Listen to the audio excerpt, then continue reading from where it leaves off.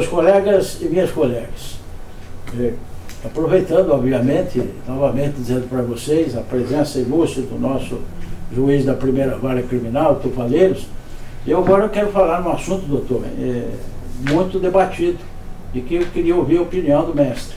A prisão após segunda instância é um paradigma que tem causado aí muita polêmica. Como é que está essa situação hoje? A opinião do mestre. Realmente é um paradigma, Topolini. Nós temos que partir de um ponto. Eu considero este ponto fundamental para a compreensão desta questão, que é o advento da Constituição Cidadã.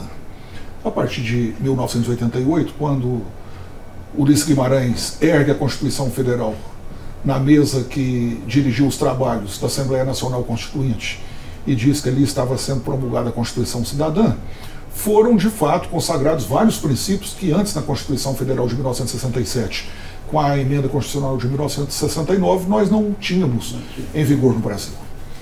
E dentre esses princípios nós temos a dignidade da pessoa humana, o Estado democrático de direito, o princípio do Estado de inocência e dentre outros. Sim. Em face disto, surgiu uma polêmica muito grande no Brasil se de fato o nosso egrégio Supremo Tribunal Federal, que é o guardião da Constituição Federal, teria ou não agido bem quando ele reconheceu e legitimou a possibilidade da prisão depois de julgamento em segunda instância. Isso, né, exige uma pequena análise para nós refletirmos sobre o tema. Antes desta deliberação do Supremo Tribunal Federal, o estado de inocência era visto como algo amplo que não poderia jamais sofrer qualquer tipo de interferência, senão depois que efetivasse o trânsito em julgado da sentença penal condenatória. E esse trânsito em julgado da sentença penal condenatória se daria depois que esgotasse todas as discussões em todas as instâncias do Poder Judiciário. Ora, o Poder Judiciário nós sabemos que é subdividido em duas instâncias. Inicialmente, é o primeiro grau, onde estão os juízes isolados, tanto estaduais quanto federais, julgando os processos penais, isso no nosso âmbito penal, obviamente. E depois os tribunais de recurso, que são os tribunais de segundo grau, que julgam, depois da sentença de mérito, as apelações. No âmbito da Justiça Estadual, os tribunais de justiça e também o Tribunal de Justiça do Distrito Federal e Territórios, que julga, em segundo grau, a prestação jurisdicional do Distrito Federal e Territórios, a Justiça, portanto, do TJDFT. E a Justiça Federal, que tem os tribunais regionais federais. Aqui no Brasil são apenas 5. A primeira região em Brasília, a segunda região no Rio de Janeiro, a terceira região em São Paulo, a quarta região em Porto Alegre, que é o Tribunal da Polêmica, porque lá abrange o estado do Paraná, e o Tribunal Regional da quinta região, que está localizado lá em Recife. Agora estão falando que pretendem criar a sexta região, que seria de Minas Gerais. Isso está ainda em discussão.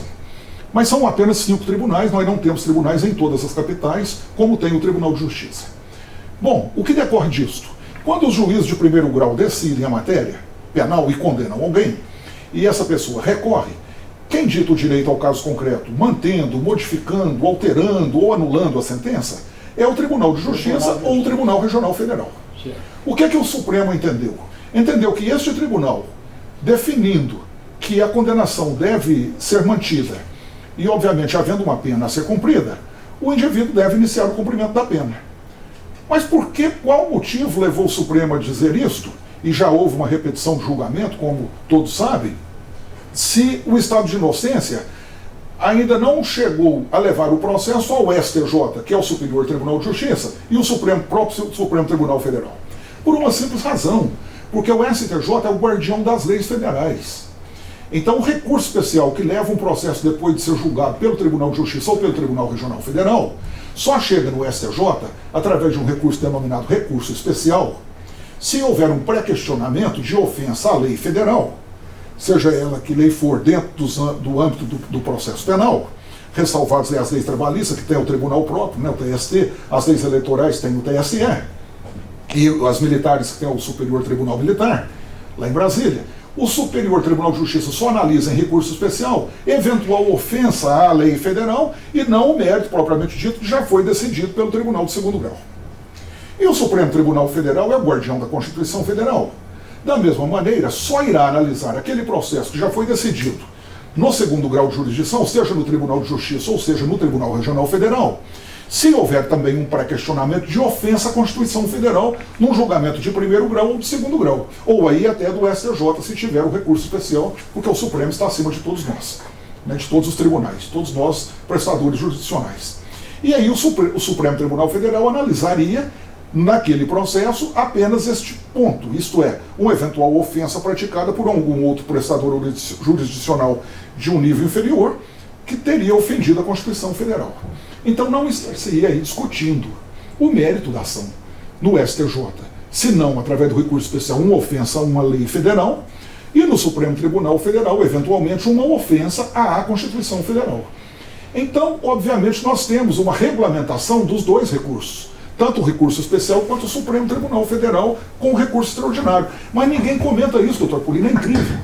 Né? Eu até hoje não vi nos órgãos de imprensa ninguém analisar este aspecto, que é a legislação federal que regula o processo especial para o STJ e a própria legislação que regula o procedimento extraordinário, o recurso extraordinário para o Supremo Tribunal Federal, que não prevê nesses dois recursos o efeito suspensivo, apenas o efeito evolutivo, que devolve ao STJ e ao Supremo Tribunal Federal a apreciação da matéria impugnada, mas não tem efeito suspensivo. Então eu quero crer que o Supremo Tribunal Federal, obviamente com a capacidade que os nossos ministros possuem, entendeu que deveria dar a execução imediata após o Tribunal de Segundo Grau decidir. E aí, obviamente, determinou-se que nós, operadores do direito aqui em primeiro grau, começássemos a prender, após a manifestação dos tribunais, os condenados depois da chamada decisão de segundo grau.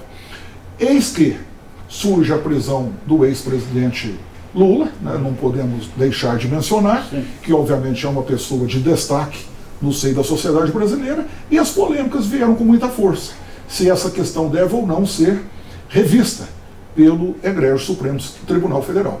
Se vai ou não ser revisto e o que haverá de decisão, não cabe a mim, obviamente, emitir qualquer ponto de vista, ou qualquer opinião, ou qualquer análise. Mas, analisando o que aconteceu até hoje, em suma é isto. O Supremo decidiu e estão sendo cumpridas as penas a partir da decisão de segundo grau, com todas essas nuances que envolvem os dois recursos. O STJ, obviamente, com recurso especial, e o Egrégio Supremo Tribunal Federal com recurso extraordinário, analisando apenas matérias pré-questionadas e pontuais, em face de ofensas respectivamente à lei federal ou à Constituição Federal. Enquanto não houver uma nova manifestação do Supremo, está se aplicando e se executando a pena, após os tribunais de justiça e os tribunais regionais federais emitirem o juízo valorativo quanto à sentença penal condenatória. É porque as provas que levaram à condenação daquele indivíduo são discutidas até segunda instância. No mérito. No mérito, sim, porque a apelação é isso, ela devolve à Egrégio segunda instância a repreciação da matéria impugnada, que no caso a impugnação se dá em face da condenação ou da pena aplicada, porque às vezes não se recorre do mérito condenatório, mas somente da pena que é considerada às vezes exasperada pela defesa ou minorada pela acusação, e aí o Tribunal de Segundo Grau emite um juízo valorativo reapreciando a matéria e verificando se o juiz de primeiro grau agiu bem ou não em aplicar aquela condenação e aplicar aquela pena, respectivamente, a ser executada, que está gerando toda esta polêmica no âmbito do direito processual penal brasileiro. Muito bem, doutor. Acredito eu que mais um avanço, porque a gente sabe que no STF o processo para ser julgado um tempo interminável devido à quantidade de processo aqui. O Supremo não deixa de ter sido um avanço, né, para estar resolvendo as questões. O Supremo Tribunal Federal é importantíssimo, é óbvio, né? A cúpula do Poder Judiciário, a cabeça de tudo, mas ele é, acima de tudo, o guardião da Constituição Federal. Se ele entender que o estado de inocência prevalece até que ele próprio, o Supremo Tribunal Federal, se manifeste, então que se mude, e nós, operadores do direito, vamos, obviamente, acatar e cessar as prisões decorrentes de julgamentos de segunda instância. Ok, doutor. Doutor Valério, nosso tempo acabou, infelizmente, com uma conversa muito boa, daria para a gente ficar aqui tratando desses assuntos aí o dia todo. Mas eu sou muito grato mais uma vez, o óleo da lei está sempre à sua disposição, à disposição da justiça, para estar esclarecendo, use e abuse sempre que precisar. E eu só tenho que agradecer mais essa oportunidade de estarmos aqui conversando com o senhor e recebendo essas luzes de sabedoria tão importantes para todo o universo jurídico de estudantes, de operadores do direito, toda a classe que atua no direito. Muito obrigado, doutor. Eu fico muito honrado em recebê-los e também agradeço a oportunidade e me coloco à disposição para conversarmos sobre esses assuntos que são tão empolgantes, né, que tanto nos causa emoção, Sim. porque já há muitos anos trabalhamos no direito processual penal, no direito penal, e eu me sinto muito à vontade em conversar com o senhor neste inovidável programa, A Hora da Lei. Muito obrigado, doutor. Até a próxima.